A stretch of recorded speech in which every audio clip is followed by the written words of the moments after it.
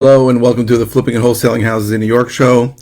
I am Michael Pinter. I teach you how to start flipping or wholesaling houses in New York, or if you're already doing it, how to grow your business. So, I get this question a lot, and the question is, how do contracts work? How does the legal paperwork work when you're wholesaling a property?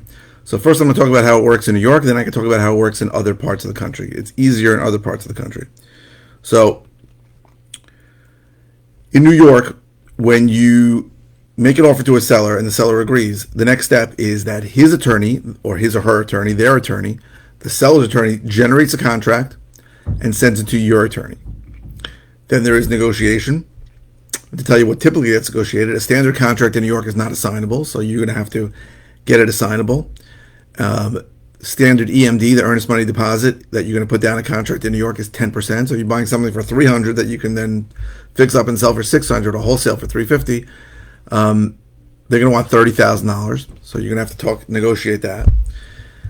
And those are things that have to be negotiated, right? There are other things too, but those are the important parts if you want to wholesale the document. Now, assuming you agree on that and then you sign it, you have to send a deposit, sign the contract. It gets sent to the seller's attorney, who signs it and then sends it back, and now you are officially in contract. Now, if you're wholesaling the property and you're going to go find a buyer, and you show it or wherever, you find a buyer for more money, hopefully, than you got it under contract for.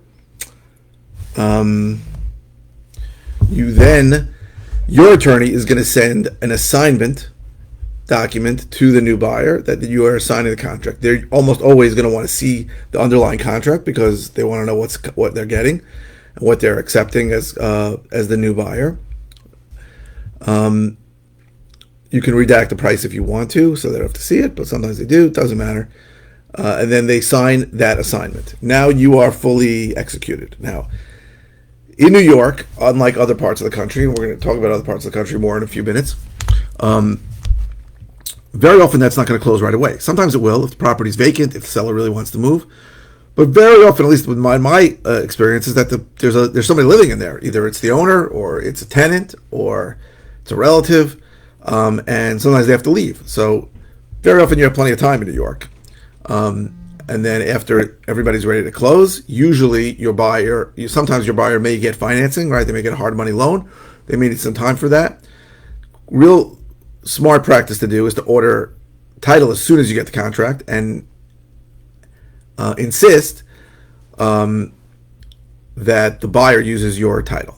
The reason why you want to insist the buyer use your title is A, if you have a relationship with the title company and something funky comes up, you have the best chance to get them to give you a way out of it. If it's a title problem that's a deal breaker, you want to use a title company that is not going to charge you a breakup fee, a cancellation fee. But also, sometimes there's something where you want to get around it, and a title company that has a relationship with you might be more inclined to do it. But another reason is because the buyer, title can take a long time. In New York, it can take a month, right? I know in other places it takes 2 days. We'll talk about other places soon. It can take a long time, and it's pretty much an open-ended excuse to not close. From the buyer side, saying, I'm waiting for title, I'm waiting for municipals, right? So just how title works is you order a title search. That can, in New York, it'll take a week or two, but then you have to order municipal searches. Those are local searches with the building department to see if there's building violations, with the highway department to see if it's on a public street, all kinds of stupid things. Patriot searches. The building department is the one that takes the most time. So places like town of North Hempstead, that can take a long time. Some villages are quick, some villages are slow, some towns are fast, some towns are slow, some are much worse than others, some are easy, but sometimes it can take a while. So you don't want to give that buyer this open-ended excuse to say, well, I can't close, I'm still waiting for something. If you have the title in your hand and everything's there, that excuse is gone.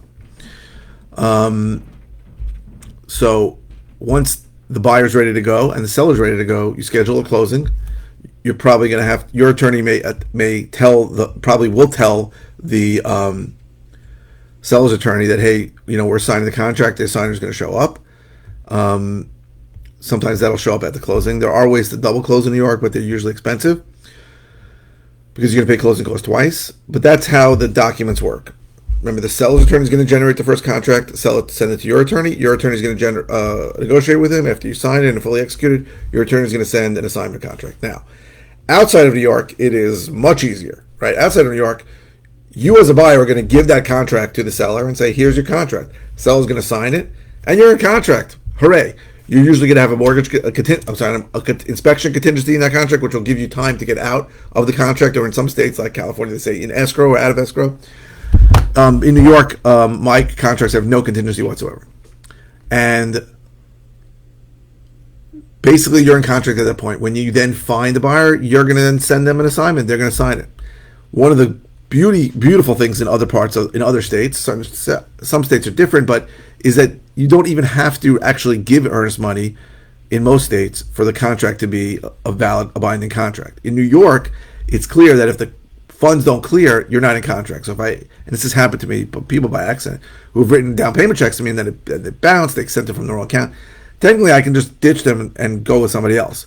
In other states, some EMD might be required, but it may not be actually required to deposit it, right? I know there are guys in other states who will get an addendum to their contract that says that the deposit doesn't have to be deposited. The EMD, the earnest money deposit, the check doesn't have to be deposited. They're acknowledging that it was received, and if the seller doesn't deposit it, it's by his own choice. So that's common, those kind of things. But in New York, there is no way out of that. So the paperwork is really, you can control as a wholesaler on both sides of the paperwork in other states. You can't do that in New York. In New York, the seller's attorney is going to generate the contract. The questions I get, and I get these same questions all the time. So the question I get is, what kind of contract do you use? I go, it doesn't matter what you use.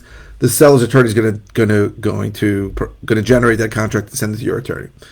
Questions I get is, what if they don't have an attorney? Almost everyone has an attorney. I have closed deals without attorneys. They're not so easy in New York because whatever the seller's attorney was going to do is going to fall on you. So I give a couple examples. I closed a deal where they had inherited the property, and they insisted on not using an attorney. So I had them sign a very strongly worded affidavit that they're not using an attorney. But then we needed death certificates like the day before closing, and I had to scramble and get them. Another one, they had asked me when I first saw the property that we want everything split 50-50. And then we got to the closing and they wrote one check and they were all pissed at me. And I'm like, this is something a seller's attorney would do. A seller's attorney will prepare a check list, a list of checks. These are where the proceeds are supposed to go. There was no seller's attorney, so nobody did it.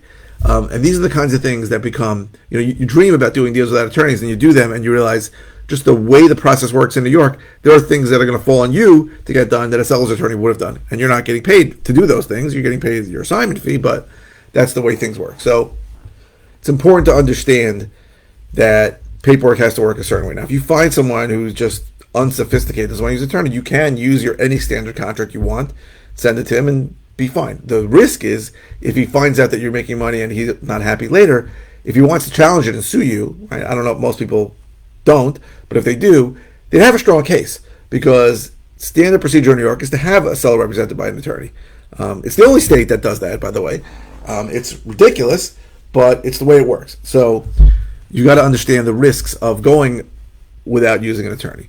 So you don't need a contract because the seller's attorney is going to generate one. You don't even need an assignment because your attorney is going to generate one. And that's how the paperwork works in New York. I hope this was helpful. If you're interested in all the ways that I can help you, go to howtoflipnewyork.com.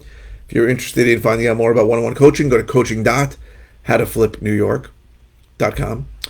If you're watching on YouTube, please subscribe. If you're watching on any media channel, please click the thumbs up. The likes really help my SEO, my search engine optimization. A lot more people are watching my videos lately, so I appreciate that.